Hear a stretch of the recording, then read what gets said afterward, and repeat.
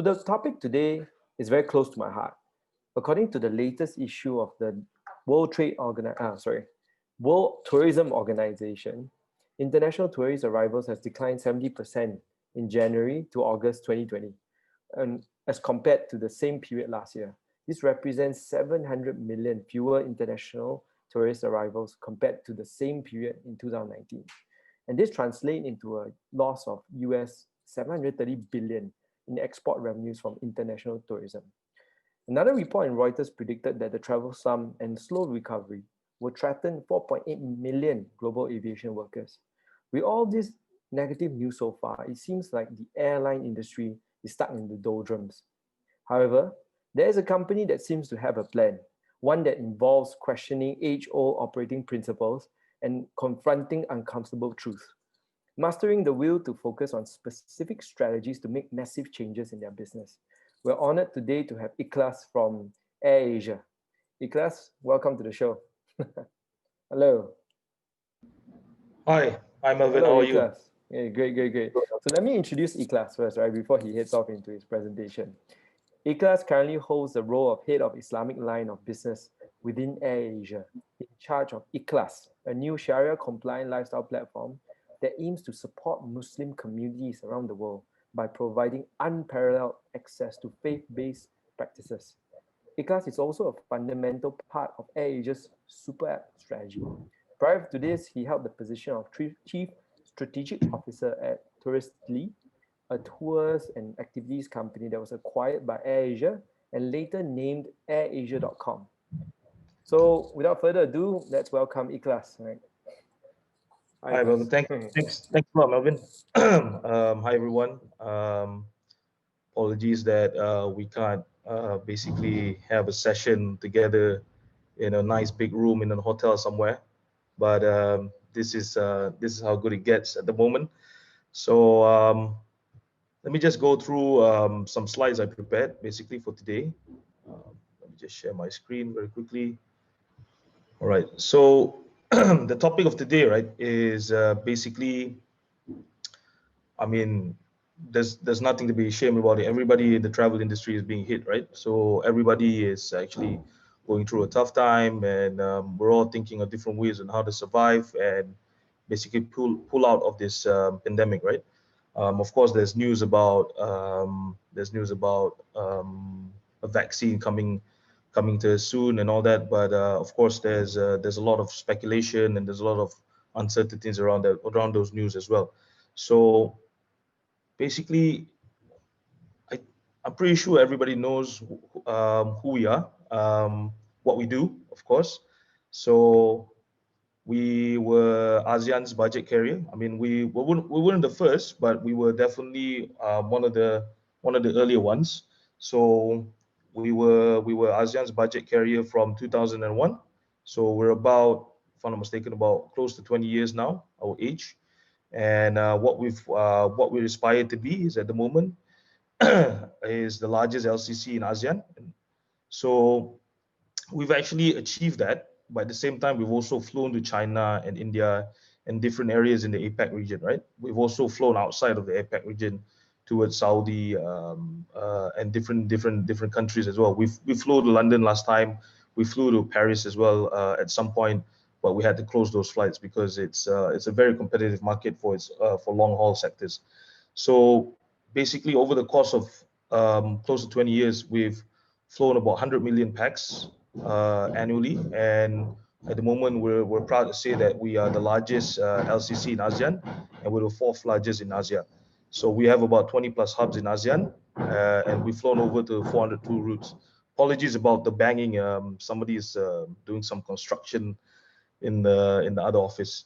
But basically, because of the pandemic, I'm sure everyone knows the news that we've had to shut down Asia Japan.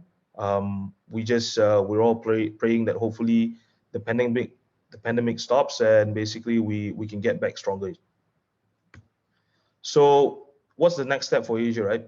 What we just launched a couple of months ago is the ASEAN Super App. So AirAsia.com has completely revamped itself. The way that we structured ourselves is also different. So AirAsia is an airline, but AirAsia.com is a platform business. So AirAsia.com has the capability to basically touch each and every one of our customers' lives in a very different way. So we've introduced all kinds of different things, from the travel vertical to the lifestyle vertical to even Sharia compliant businesses, right? So basically, these are some of the things that we've introduced over the past few months. So basically, in the whole of Asia, we've also did a rebranding exercise. So our old Asia logo was, as you've seen right just now in the second slide, it was more of like a cursive thing. We are more modern now. We are going with a platform oriented and a very digital oriented angle. So we've introduced all these different verticals.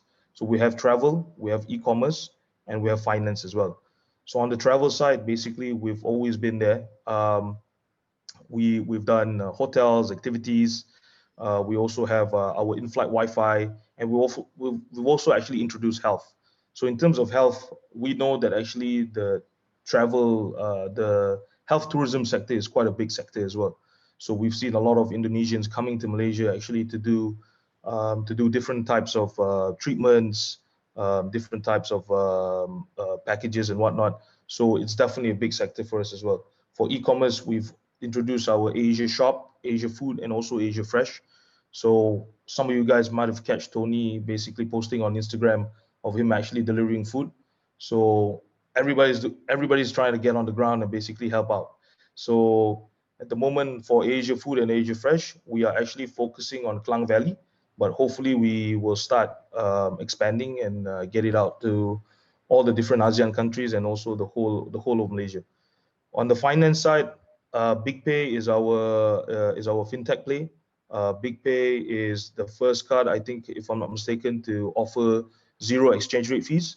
So if you travel, basically you can just use your BigPay card and you won't get charged on any kind of exchange rate fee. It's definitely useful when you go travel abroad, definitely to Singapore for Malaysians.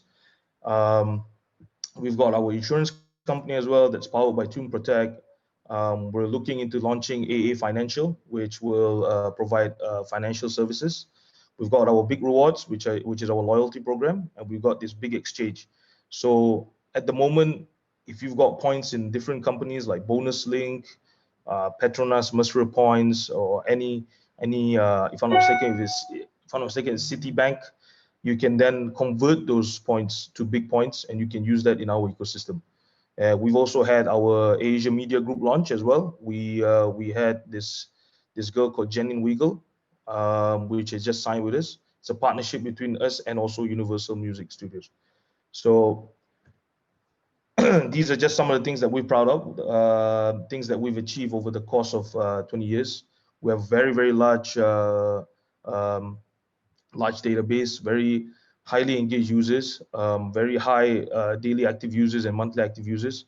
We've also got a lot of different products that we can offer. We also have very low customer acquisition costs because these people are basically contactable in our database, and it's easier to convert them when we basically do a campaign or we do a push or something like that. It's definitely easier to convert them. Also, the AirAsia mobile app has been downloaded, I think, more than 40 million times. And at the moment, we have a database of more than 150 plus nationalities in our database. So basically, diversification is definitely in our blood, even before COVID. So we were always trying to find different ways on diversifying. So we've introduced even AA Cargo last time.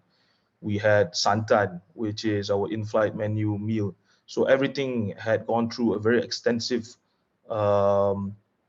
very extensive brainstorming within the group to kind of understand where can this brand go, what kind of potential can these different segments in the company unlock.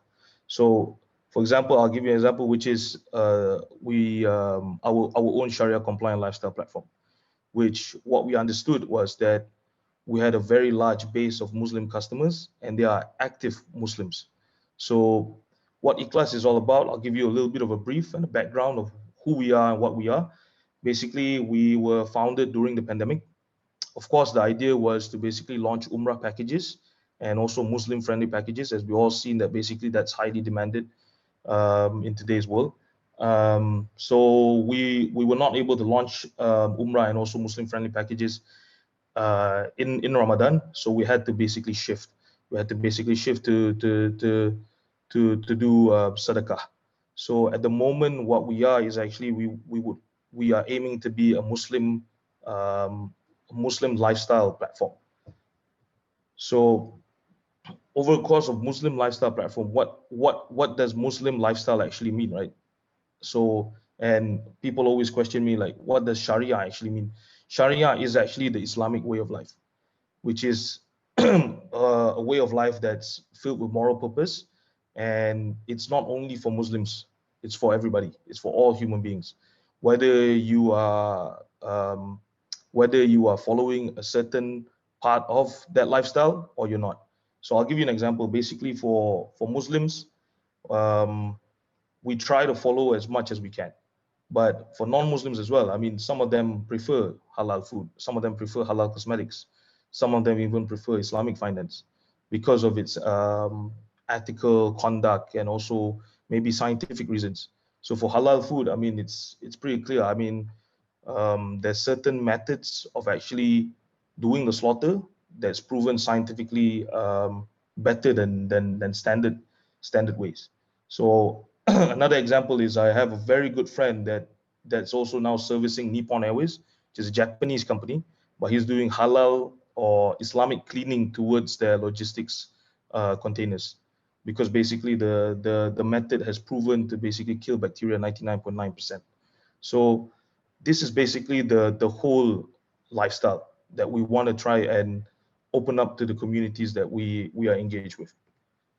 So these are some of the key focus and verticals that we aim to target. So Umrah and Hajj packages and Islamic and Muslim friendly tourism. That's definitely, I mean, that's what our core was, and that is basically what we were strong in. And at the same time, we want to introduce Islamic products, religious services, content and community-based campaigns, and also Islamic finance and payments. So this is basically the ecosystem that we want to build. So the mission actually is to build a dynamic platform catering to the ever-growing Muslim market. Islam is the fastest growing religion, and I think we at Asia definitely understand that. Second is we would like to offer Muslim-friendly products and services to target markets. We are in the region that has the highest population of Muslims in the world. Enable Muslims to explore the world with convenience. This is, of course, what HHWT does as well. Become the leader in Sharia compliant lifestyle and create own Sharia compliant ratings. This is something that we dream of doing, and we would like to explore working with different partners as well to actually achieve this, hopefully. So, and also to become a credible, knowledgeable, and globally trusted brand for Muslims, which hopefully we can achieve as well. So this slide basically shows the contactable base of Muslims in Asia at the moment. So at the moment, how did we get to this number? We don't actually ask people whether they're Muslim or Hindu or Christian or Jewish or anything like that. The way that we've done this is basically we have a very solid data team. We've heavily invested in data mining and having a very robust team that can actually do the mining properly.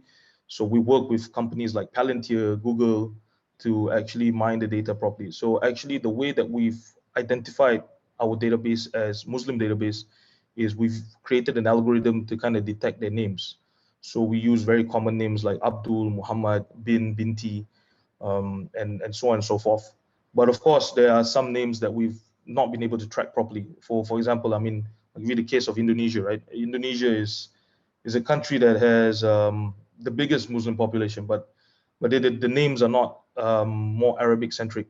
Some of them are very native names. I'll give you an example, such as President Jokowi, right? Jokowi doesn't really have an Arabic name, but the algorithm doesn't actually is not really able to detect that at the moment, but we're trying to make it even more robust. So moving forward, these are basically the 5 pillars of Ikhlas: affordability, accessibility, community, education, and support. Affordability and accessibility is basically more of a commercial pillar. Basically, we try to strive and give the best towards our customers. Affordability in terms of not charging a very high price for Umrah packages, not charging a high price for Muslim-friendly packages. We believe that Umrah is an act of worship, so we should actually make it more affordable and more comfortable for the Jama'ah. Accessible, making things easier with technology, basically digitalizing it. So we've launched our Qurban platform, which is what Muslims do during Eid al-Hajj. Basically, they have to they can subscribe to a part of a cow basically when they slaughter. So that part as well, we've actually digitalized it, so you can do you can book your parts basically in a very digital format. Community education support is basically Amal Jariah. I mean, Amal Jariah is basically what Muslims believe as what you do back, what you do to give back, basically. So in terms of community, we want to try and bring the community together. We've done a lot of things. We've done a lot of campaigns that basically try to bring the community together across Malaysia at the moment with mosques as our partner.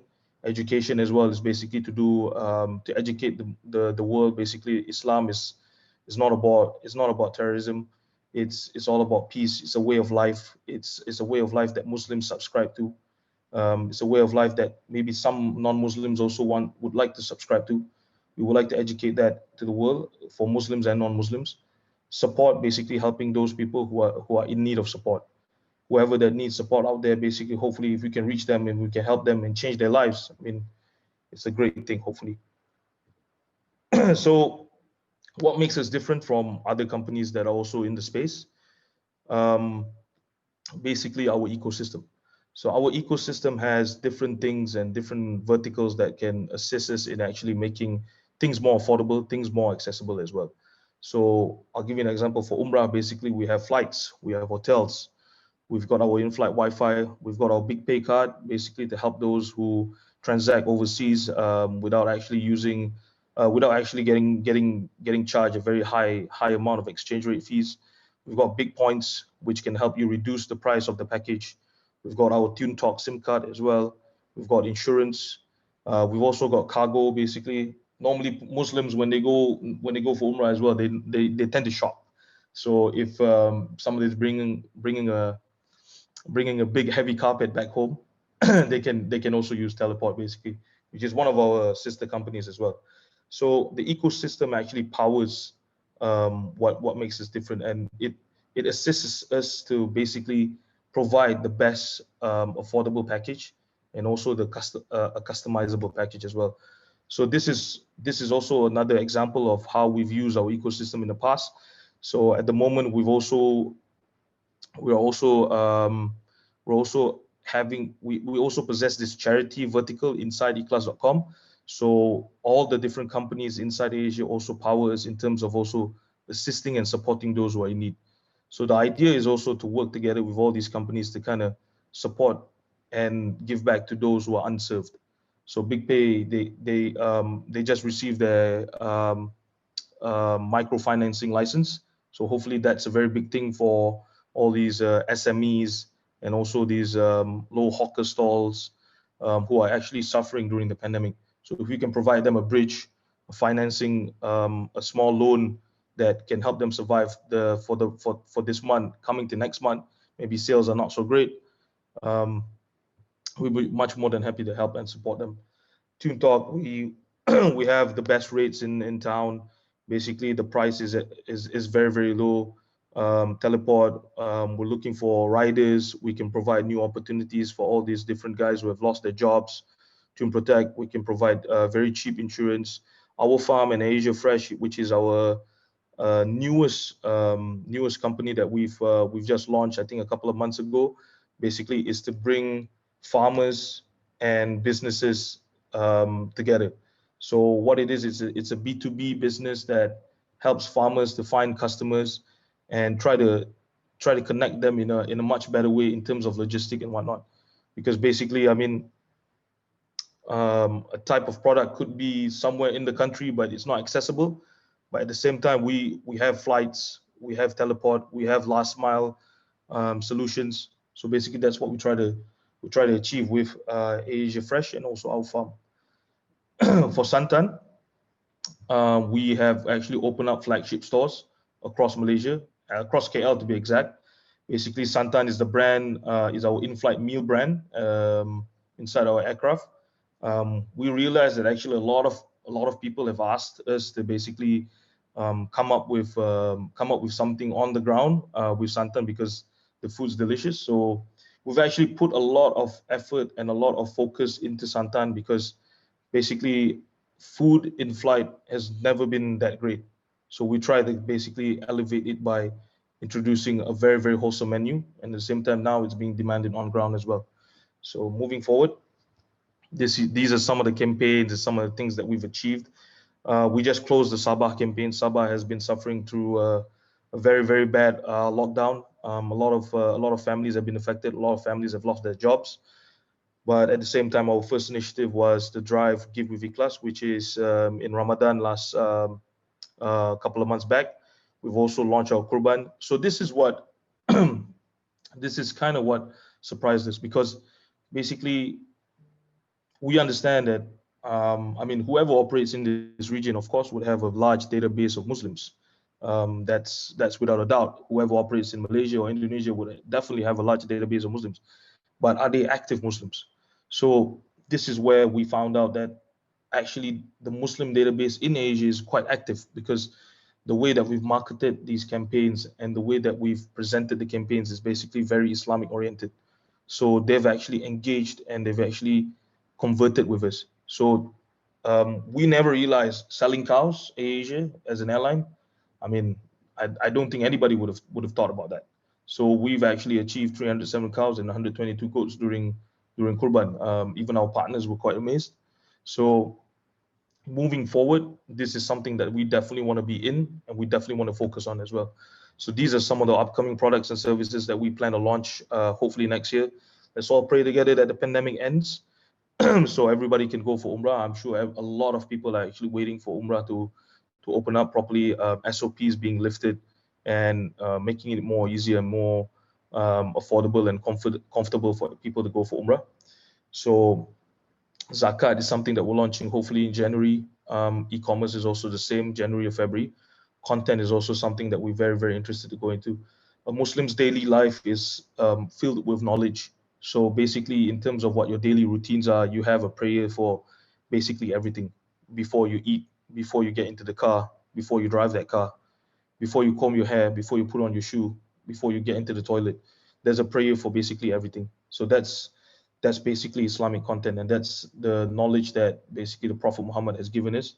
And there's definitely a lot of people out there that would like to have access to that content.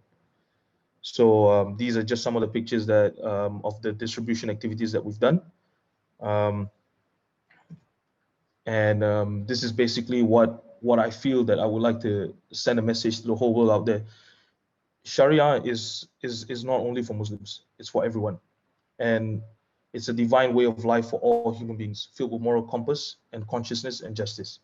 So, as I mentioned before, what is Sharia? Sharia is the Islamic way of life, but it's not only for Muslims, it's for the whole world. So whether you are Sharia compliant in certain areas in your life, and you're not Sharia compliant in certain other areas of your life, doesn't matter. In some way, you are Sharia compliant in terms of your ethics, in terms of your way of conduct, in terms of your way of life. If it's filled with moral compass, consciousness, and justice, it is probably Sharia compliant. So that's the end of the presentation. I would like to say thank you. And if anyone wants to contact me, if there's something that you think that we could work together on, my email is just right down there. And please follow us on our social media. Thank you very much, everyone. Assalamualaikum. Hey, Ikhlas, thank you so much for the presentation, right? Can you hear me, Ikhlas? Yeah, I can hear you. I can hear you loud and clear. Okay. Thank you so much for the presentation. I really enjoyed myself, and I think it's amazing what AirAsia has done, right, to integrate so many aspects of the business into that makes one thing, integrated with the rest of the services, right? In this case, Ikhlas with Teleport, Santan, and all those other brands that you actually own.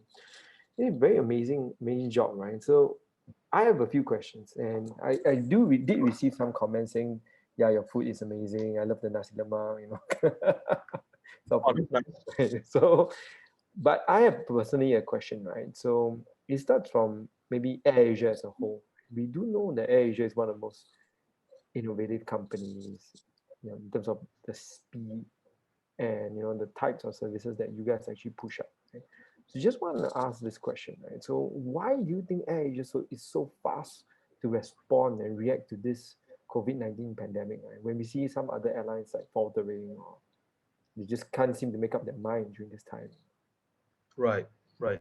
So the question is basically why we would like to go into diversification, right? And And what's the why is AirAsia so fast, right? As compared to other right, airlines. right. So basically, and I'll be honest, I mean, the COVID was just like a catalyst. We have always been on our toes. So it's actually culture, and it's actually the brand itself. So how Tony and Datuk Din basically have conducted Asia in the past is they've turned a losing company as well, right, to a profit-making machine. So the way that they've innovated is we always see ourselves as they can't just sit down and just wait for things to happen. So the idea is to actually see the trend beforehand, right? And actually try to take advantage of the trend. So in terms of digitalization, right, we all know that digital was basically the up and coming thing, right? Even in the 2000s. So what we did for Asia as well is we were actually the first, if I'm not mistaken, the first airline in Malaysia that actually introduced an e-commerce platform, which is you can book your flights through the website, right? So all the airlines used to have like, oh, we'll work with travel Agent. agent, yeah, we'll have a counter in the airport or something like that, right?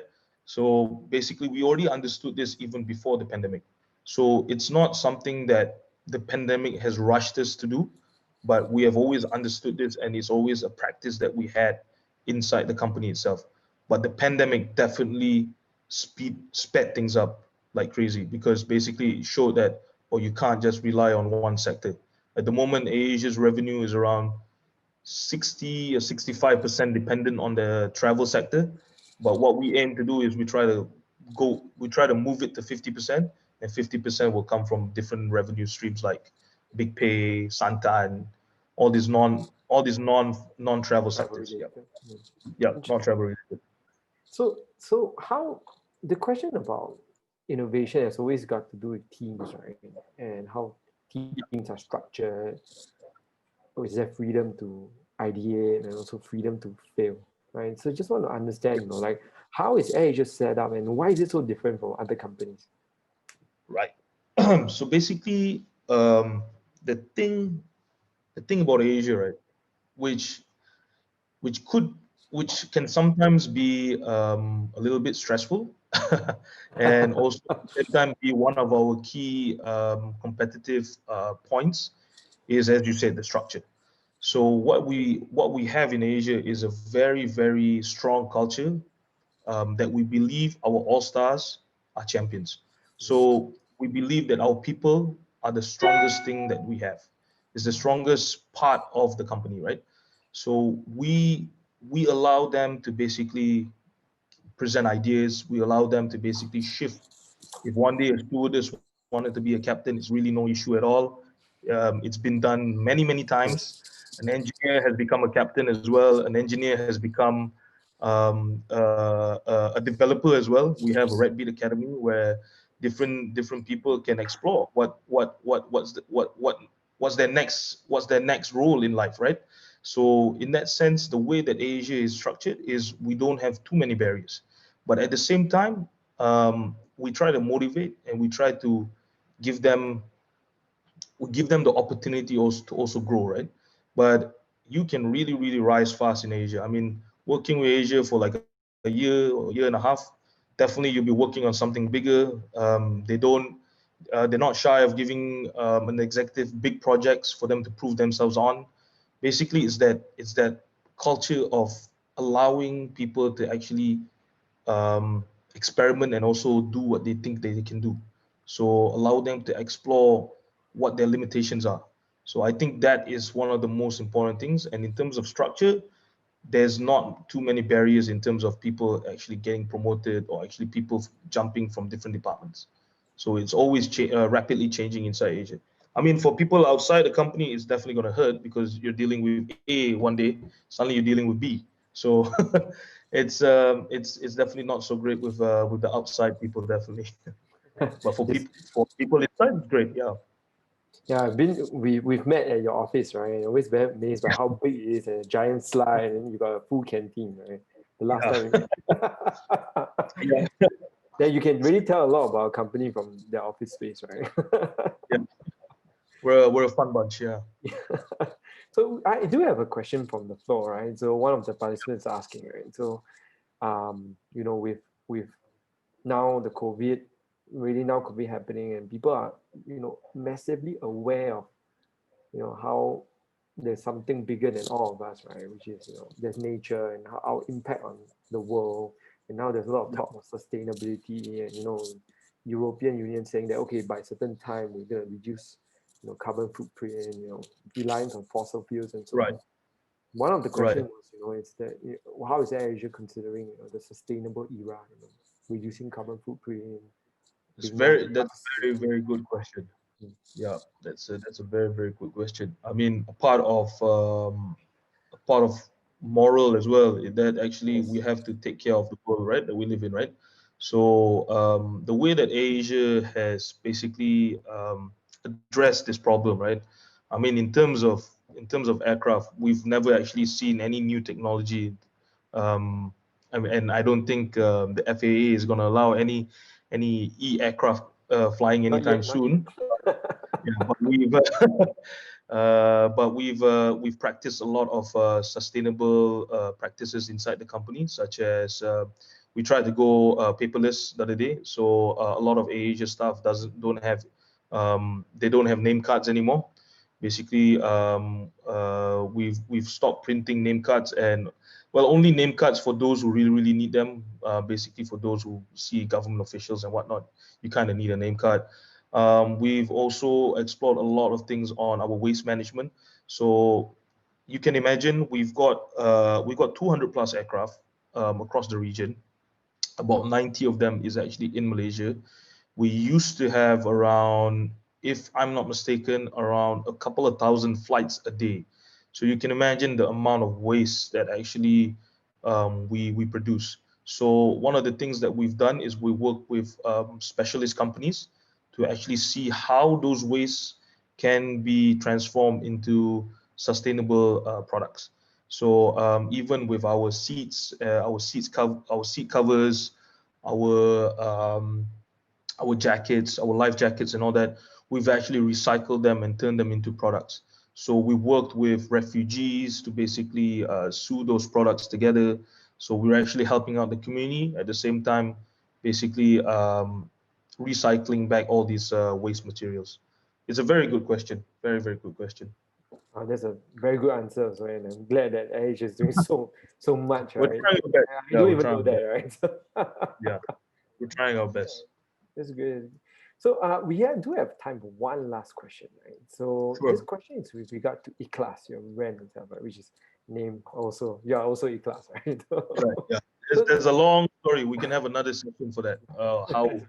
How did that name came to be? okay, so Guys this is need to have a regard meeting to with me. this is with regard to some comments in like the industry, which is quite common.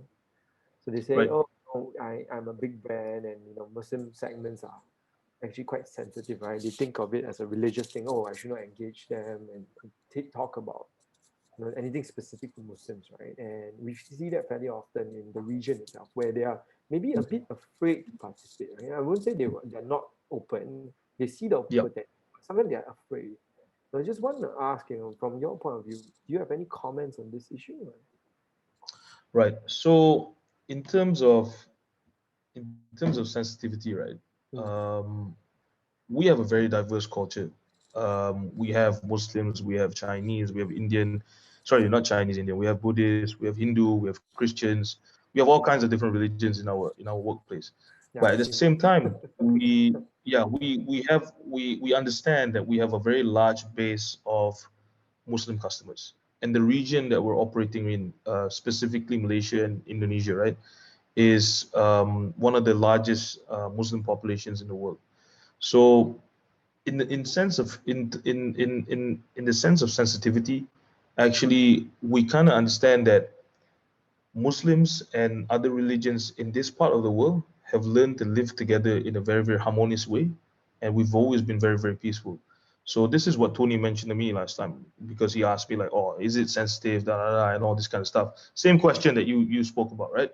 So I said to him, "It's very simple. I mean, it's always been there for a long time. We've always had this muhibah approach for our different countries, even in Singapore, right? We all live together harmoniously. Um, so why is it sensitive? We all understand each other's needs and each other's thing. We're not saying that Christianity is a bad religion or Hinduism is a bad religion or other religions are bad religions. We're basically just highlighting that this is a market and we're trying to basically fulfill the demands of that market. Because if you look back at the first product that we wanted to launch, which was Umrah, we can actually make Umrah more affordable, and we can actually make Muslim friendly more affordable as well, because we own the products. So we don't actually work with third parties that much. We have third party partners, but of course we can actually control the price. So in that sense, I mean, I don't I don't see the sensitivity, but at the same time, I mean, maybe bigger brands might have a different culture or a different approach to that, right? So in all respect for them, we at Asia definitely don't see a sensitivity, and we promote all religions. I mean, we've had religious events in the middle of Red Queue. You've been to Red Queue; it's a very big place. We've had religious events in Red Queue. We've had Muslim events. We've had Christian events. We've had Hindu events. We've had Buddhist events. We've had all kinds of religious events in the middle of Red Queue. So it's not only for one. And you never know. Maybe at some point, AirAsia would like to go into selling, Hindu packages or something like that, because it's something that's maybe demanded as well. So honestly, I don't think there's any sensitivity, and I think it depends on where you are at the moment as well, right?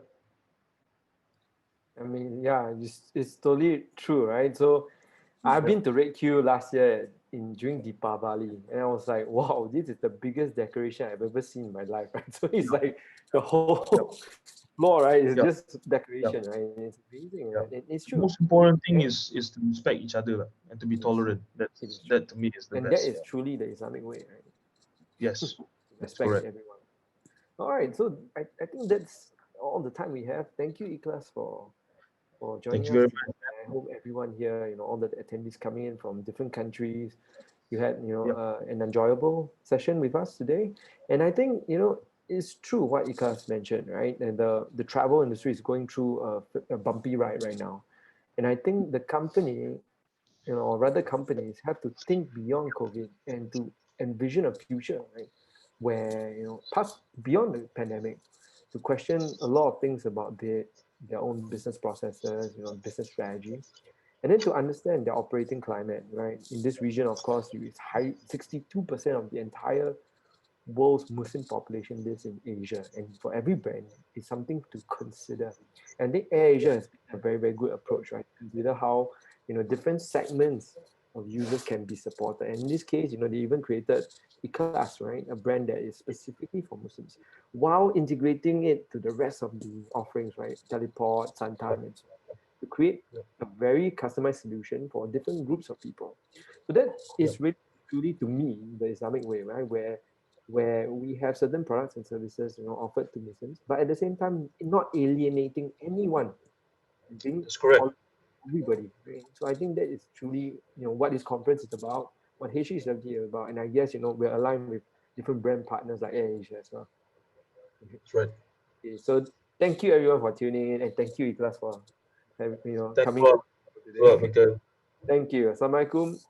Ikhlas. Thanks a lot. Thanks a lot. Thank Take you care. everyone. Thanks. Bye bye.